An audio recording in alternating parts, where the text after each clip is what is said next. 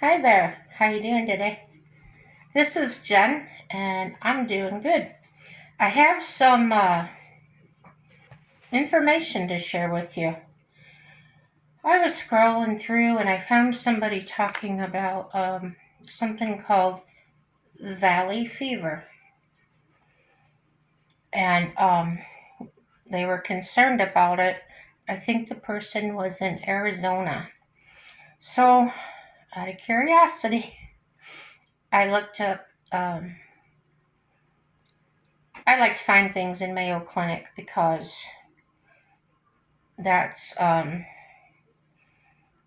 my medical doctors, the place they work for, is affiliated with them. So I have a problem with my wheelchair tonight. It's not cooperating. Anyway, shall we get on with it? I should say so. Well, the article I found from the Mayo Clinic was done on March 21st of 2023. And they say valley fever is a fungal infection caused by coccidio organisms. I'm just going to call it valley fever. It can cause signs and symptoms such as fever, cough, and tiredness.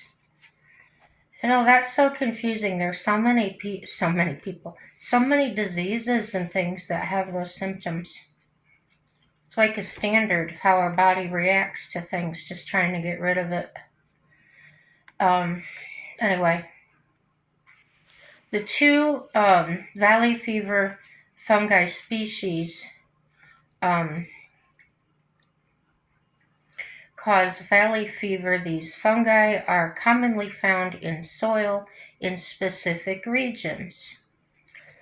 The fungi's spores can be stirred into the dry air by anything that disrupts the soil, such as farming, construction, and wind. And as we'll find as we read more, just walking through it can stir it up. People can then breathe the fungi into their lungs. The fungi can cause valley fever, also known as that word I couldn't pronounce. I'll tell you how it's spelled. Coccidioides.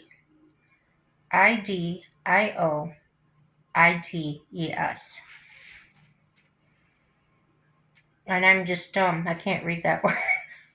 No, I'm not dumb.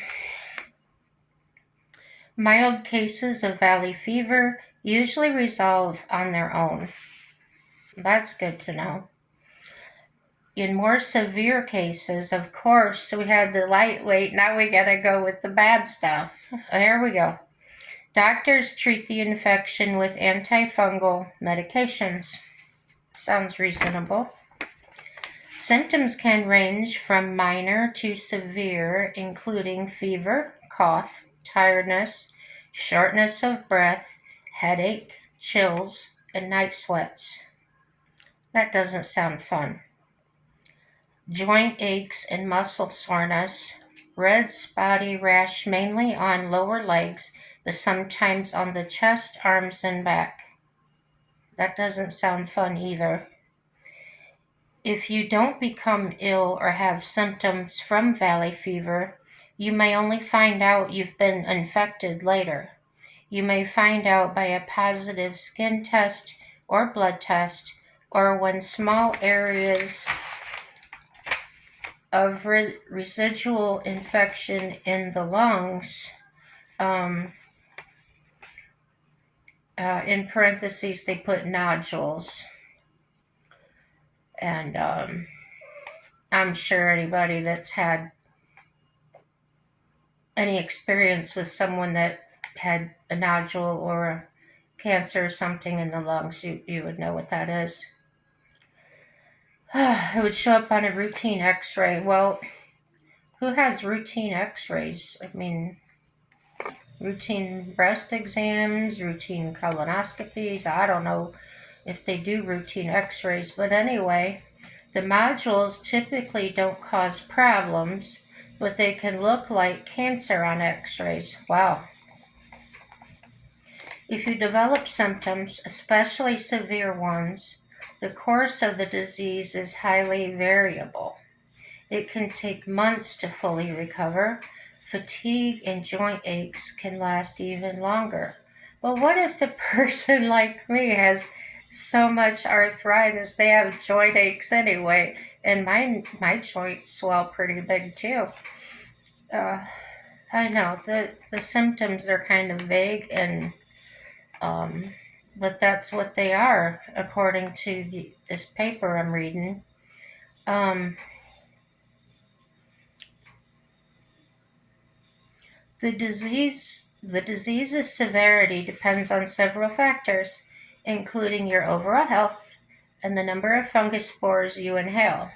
Are we going to count them? No. I'm sorry, I'm a little funny tonight. Oh, you may not think so.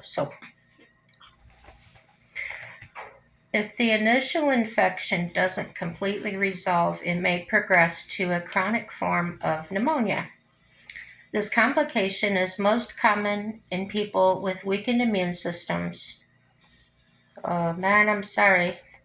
Signs and symptoms include a low-grade fever, weight loss, cough, chest pain, blood tinged, they called it sputum, but I say phlegm. So if you got a little, you cough and stuff comes out and it's got a little blood in it, probably ought to get checked out. Nodules in the lungs. The most serious form of the disease is uncommon, so don't go freaking out if you get a headache. So I'm gonna die. You may not be. It occurs when the infection spreads beyond the lungs to other parts of the body. Most often the skin, bones, liver, brain.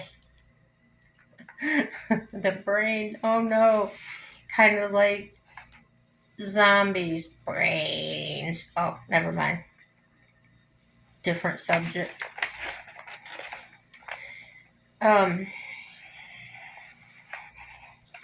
That's sad though. It can attack the heart and membranes that protect the brain and spinal cord. Ooh, that would be really severe.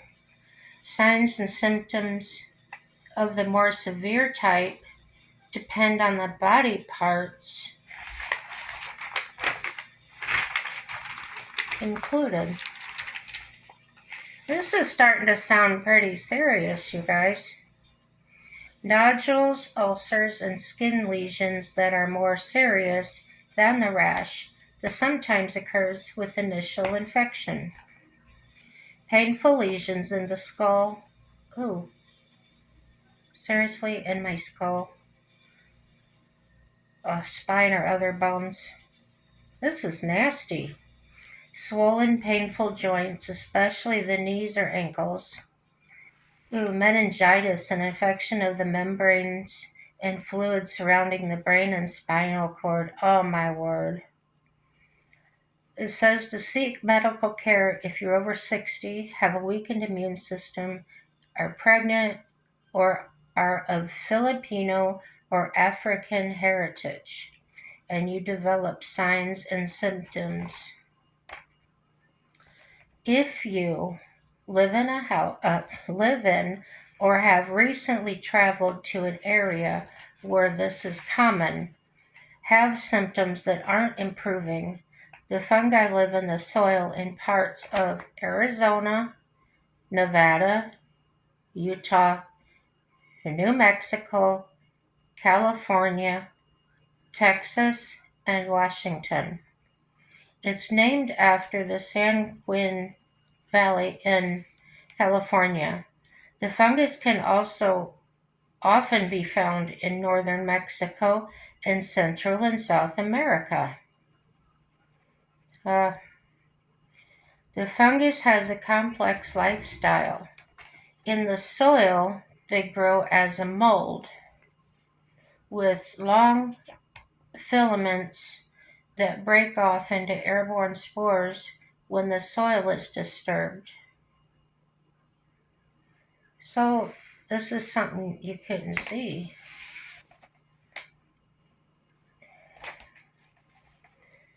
A person can then inhale them. The spores are extremely small and can be carried far by the wind. Once inside the lungs, the spores reproduce, continuing the disease cycle. Oh my gosh. So, risk factors include environmental exposure, race, pregnancy, weakened immune system, diabetes, and age. I'm at risk because I'm diabetic, but I don't live in those areas, don't plan on visiting them, so we'll see. Complications may include severe pneumonia, ruptured lung nodules, disseminated disease. I think that means that it's spread. Prevention. There is no vaccine to prevent valley fever. Now, if you live in or visit areas where valley fever is common, take precautions, especially during the dry season following a rainy season when the chance of infection is highest. Consider that, I would think if it was wet, it couldn't spread. But I guess if it was wet and then it got really warm, optum for mold to grow, right? Okay.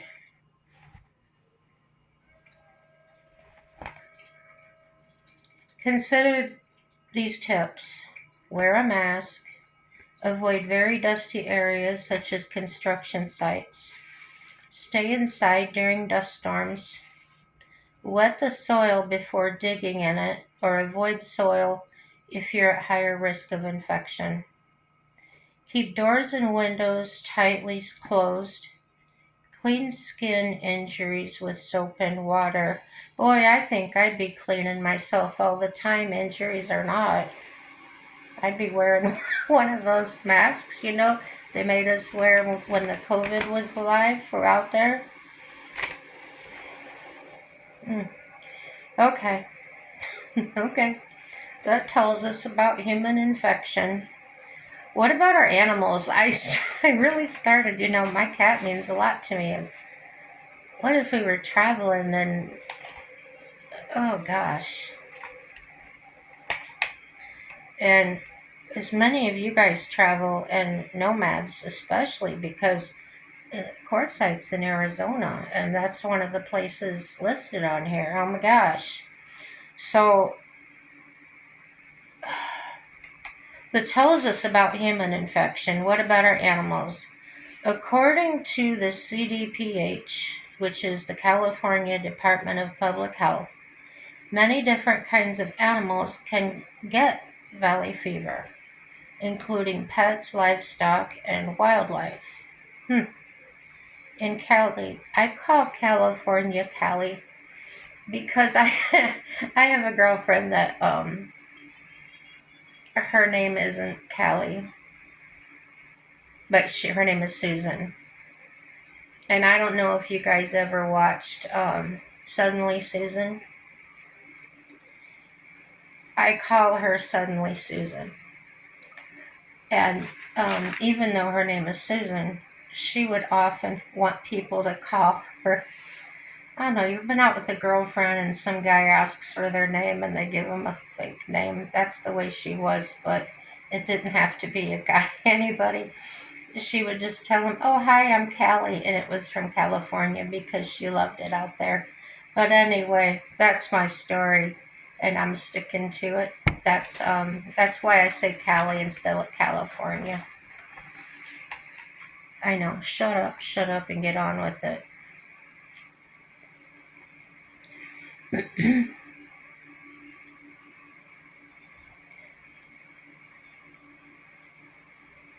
So in Cali, valley fever has been most often found in dogs, llamas, and alpacas. Not all animals that are exposed to the fungus that causes valley fever will get sick. If you are concerned about valley fever in your pet or animals, the CDPH says to talk with your veterinarian. Animals get valley fever the same way people do, by breathing in the spores of the valley fever fungus found in dirt and dust in outdoor air. The signs of valley fever in pets and other animals can be different depending on the type of animal.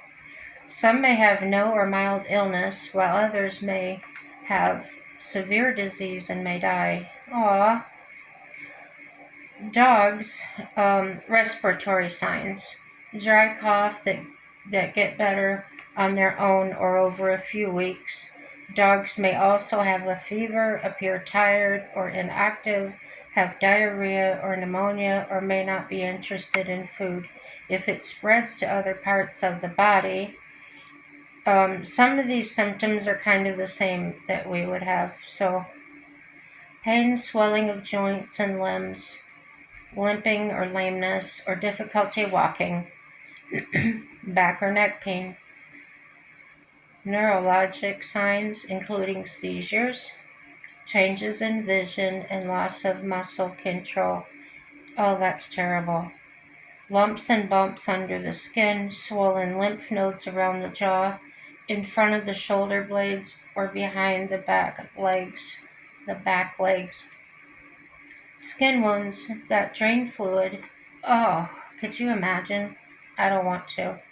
Swelling and redness of the eye and surrounding skin with pain and cloudiness. Oh gosh. Cats, here we go. The cats most often have a skin infection or condition, usually swelling or a wound on the skin.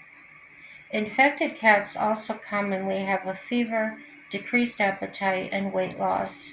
Respiratory signs, limping, neurologic signs. Eye changes are less common than in dogs.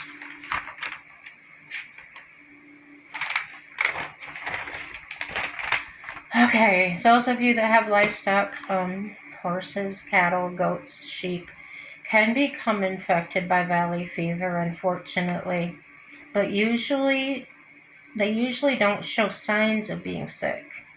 If they do, it is usually a cough that lasts weeks to months. Sorry, I need a drink.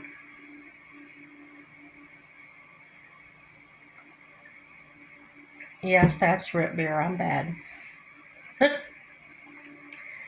So, if your animal has trouble breathing or shows other signs that it could be valley fever, have it examined by a veterinarian. Boy, I would. Especially horses. They can be so expensive. And you just gotta love them. How can you not love a horse? Treatments for animals are available. If the infection spreads throughout the body, they may need much longer treatment. They say 12 to 18 months or more. Oh my word. Which may or may not be successful. Oh, could you imagine going through all that time and then not be successful? Break your heart and your pocketbook. The fungus that causes valley fever cannot spread between pets, and it also cannot spread from pet to human or humans to pet or human to human, pet to pet. Okay, you get the idea. However, if you or your pet gets valley fever, it's possible that you, your pet, or others in your life might have been exposed to the fungus in the dirt, dust, or air, either at home, work, or during recreation activities or travel. I'm assuming recreation. I don't know.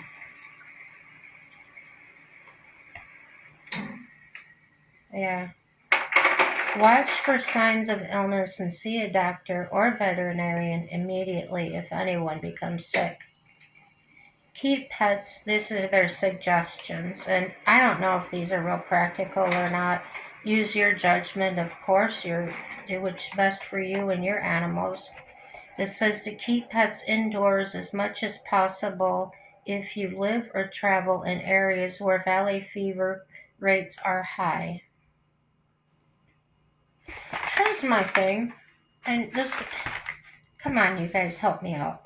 If you're a nomad, and so many of them go to Quartzsite, Arizona, um, and from the videos I've seen, it can be quite dusty there. And if the fungus was there, and there would be so many people infected and pets, yeah, I don't think I want to go there now. I feel kind of. But the other thing is, cars, campers, they're not sealed very well. I mean, just look at the dust you get on your dashboard and stuff. And then in your vents and your my mind is like I'll stop it. Okay. When pets are outside, keep them from digging or sniffing around in the dirt or rodent hole. How do you keep your dog from sniffing? Honestly, they sniff before they go to the pot, right? I don't know. Maybe put a bandana on their nose. I don't know. If I had my dog that I lost several years ago, I think I would figure a way to put a mask on her.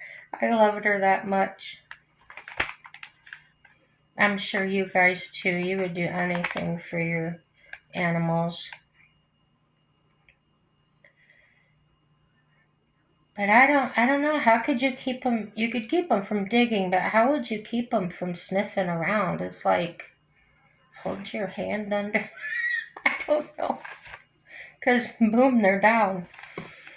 All right, I'll shut up. Keep pets away from dusty areas with loose dirt, including construction areas and excavation sites where dirt is being moved or landscaping is being done. Well, I hope who's ever doing the construction and the landscaping is wearing something. Good grief. Add ground cover on your property to help reduce dust, including plants, especially grasses, gravel, or mulch. I'm not sure what ground cover is, but I don't know a whole lot of things, so. It was informative, but it's not one of my favorite subjects. But like I said, somebody was concerned in one of my groups. Most of the groups I'm in involve camping, nomadic life, camping hacks, things like that. And I enjoy them, but I tell you what, some of the people on there that they are so nasty. They don't, we all learn from each other. Things are passed down, and that's how a lot of us survived all these years. Our generations and things that didn't have these stores they could just run out and buy something. And when somebody gets on there asking for a hack, or has anybody ever done this without having to buy something, or can I use something that I already have? They're truly looking for help, people. They're not waiting for you to get on there and say they're stupid or call them an idiot. I hate that. And so instead of watching videos, I'm making them. Anyways, I hope nobody's pet or any human gets that valley fever. I didn't know that existed until I saw that post in there. But I'm glad I jumped on it and researched it a little bit and at least found out what it was. And the little bit of information that was there. I didn't look and see when it was discovered or anything, but I imagine it's been around for a while.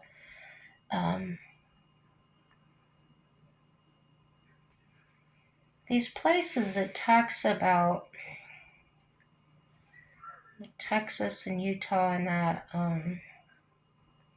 What do they have in common? Is it dry air? Is it a lot of loose soil? I don't know. Maybe that's something else I could look up, or maybe one of you could look up, or maybe respond in my comments if you already know. Um, yeah, I'm not sure. I really want to know now. Um, but it's good to know that they do know which states it's in. But has every state been tested? I don't know. You'd almost have to go over every square inch of every state, and I think that would take an awful long time. So, yeah. How did they find out? Did somebody get sick and then, I don't know. Um, I guess it gives us an idea. And when I am out traveling or wanting to live a nomad life, um, I would probably avoid those states. That's how much I love my cat. I would not. Mm-mm. She never goes outside, but still, just I imagine living in a camper or something, and it's not airtight. It's, the dust is gonna just come in anywhere and everywhere. So yeah, let me know what you think, guys, and if there's anything you want to talk about, you have any questions about any topics I've discussed in any videos, I'd be glad to hear about it. Like I said, feel free to chastise me. No, that's not what I mean. Tell me, give me information if I don't have it right, or if I don't, please, let me know about it. I was mentioning, talking about something Charlie Kirk said, in a video, and this person came on there, and, when someone's, ripping me a new one, I will say they're letting me have it or giving me too much. And he really didn't. You could tell by, it feels like I was sensing it by the way he was wording everything. He was agitated, but it wasn't necessarily with me, it was with the ideas that I was talking about. So I absolutely loved that. I loved that he didn't use foul language. I loved that he didn't attack me personally. And I welcome comments like that. Like I said, you don't have to agree with me. I'm not going to argue anything with you. Um, but like I always say, if you jump on and use foul language against anybody, me or anybody else, or if you're just saying it for the heck of saying it, I'll have to block you. If you're the kind of person that, like I said, in those groups that starts attacking people for what they say, I'll have to block you, because I feel that everybody has a right to say whatever they want to.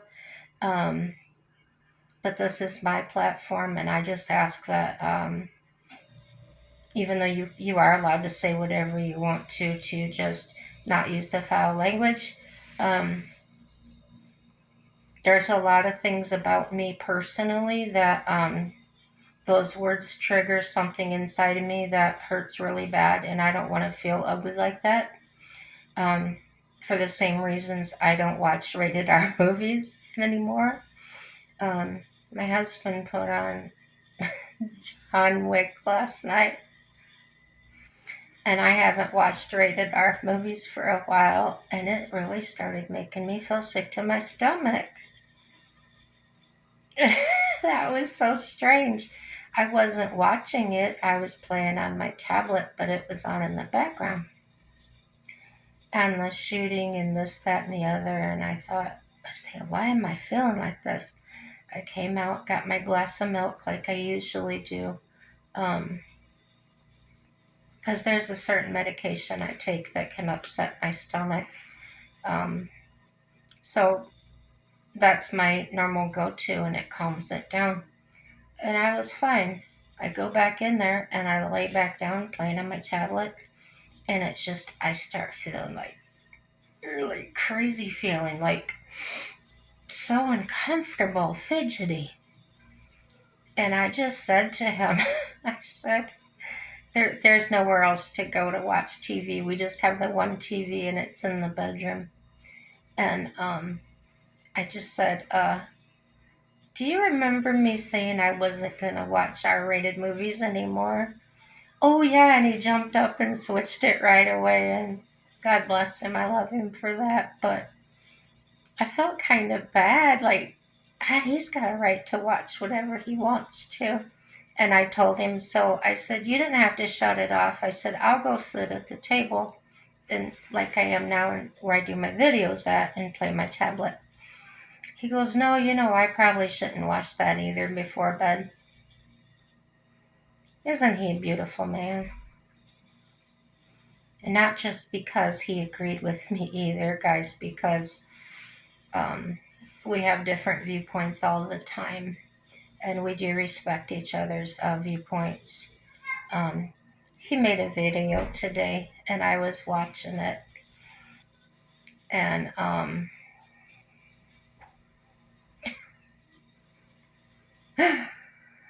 oh, if you want to know his YouTube channel, just ask me. I'll let you know it. But he was talking about me on there. Now, I wasn't home when he did this. My caregiver and I had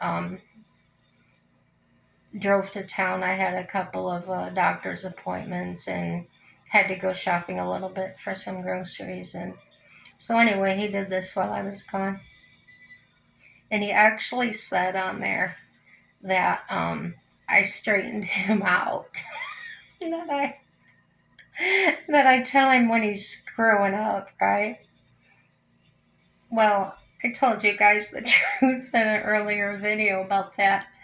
And while I'm sitting here watching his video, I'm looking across the table at him. I go, really?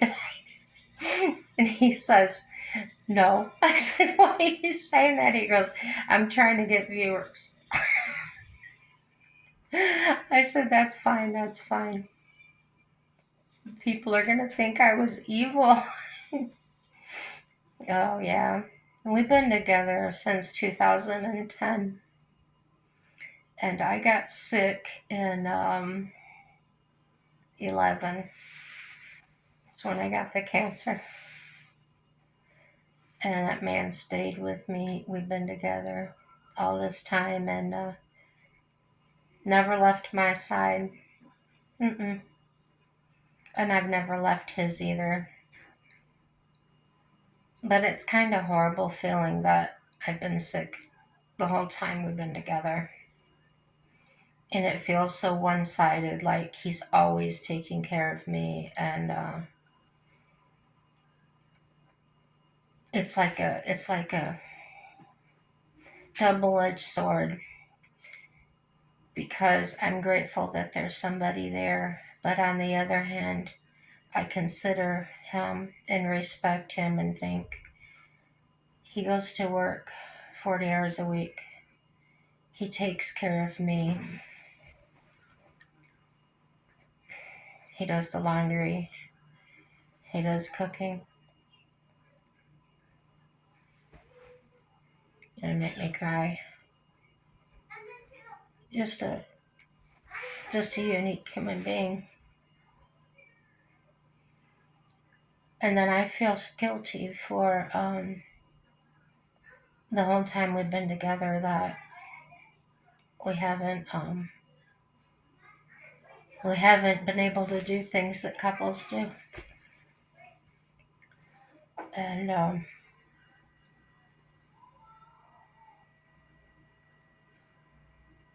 in 2017, that's when I couldn't walk and couldn't drive anymore because I really got bad.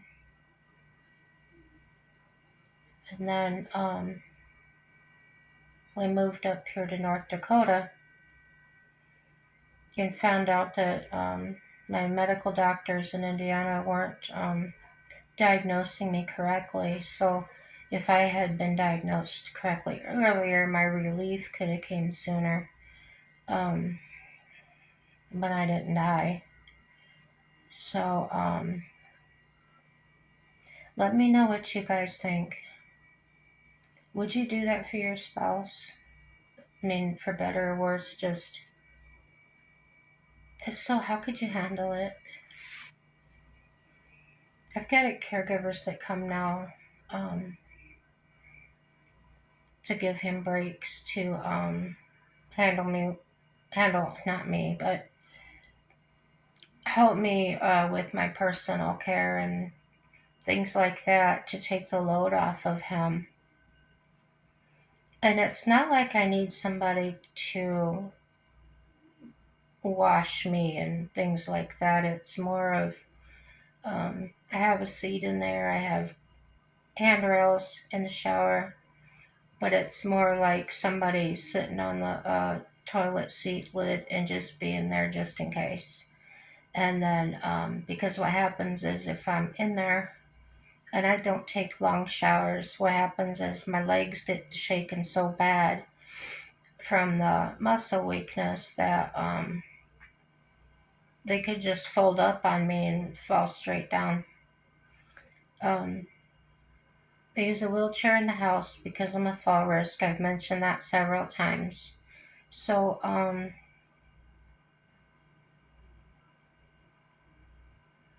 I'm always looking up everybody, and that's against who I am. I've always been able to look somebody in the eye. But at this level, I get to see everybody's butt. Oh, yeah. Not nice. Especially when they're stinky and they walk past you. Oh, I'm at that level. Find the humor in things, guys. Like I tell you all the time, I always try to find something to laugh at or something funny. It really helps. And when those bad times come, like when I start feeling like he's doing more than he should or have to, I'll just tell him how I'm feeling about that and ask him if I should do something different. If is there something I can do to help more or something like that? And he does tell me if he needs something. So the communication thing is working great. But I want to get through this knee surgery. I feel that that will help me so much to be able to get out and walk more. I've been out of the wheelchair now for about, I want to say 2 years. Like I said, the only time I have to use it is at home so I don't fall. Because I can't expect somebody to hold me up all day and night. But yesterday I went to Walmart by myself, guys. Yay me. Um, Left anxiety and panic at home again. And when I went, I didn't use the ride cart in the Walmart. I walked with a buggy. I held on to that.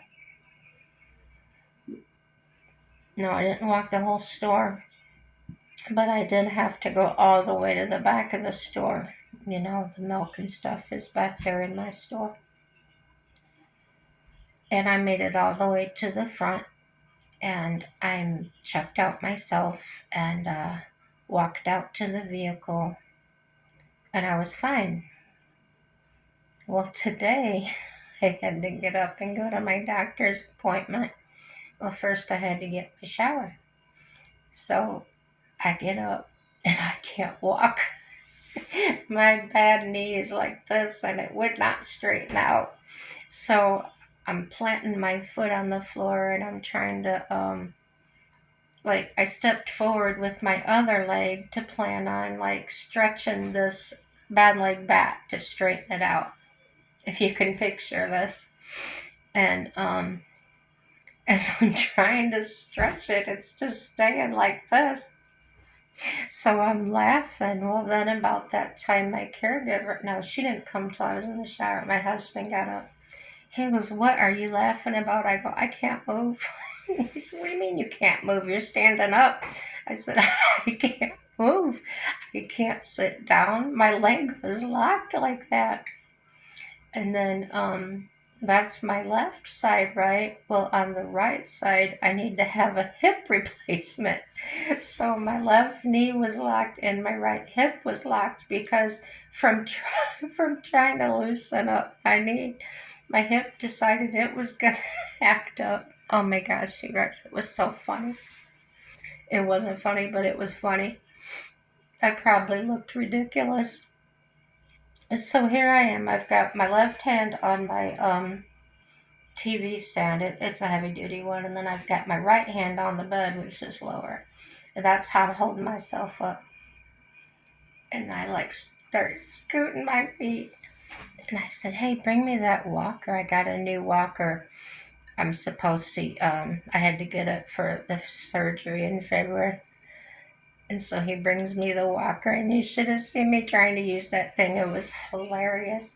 We haven't adjusted it yet, so um, it's got the wheels on the front and the feet on the back. Well, the left back was too high, so well, the thing was up high, so I made it shorter than the other one.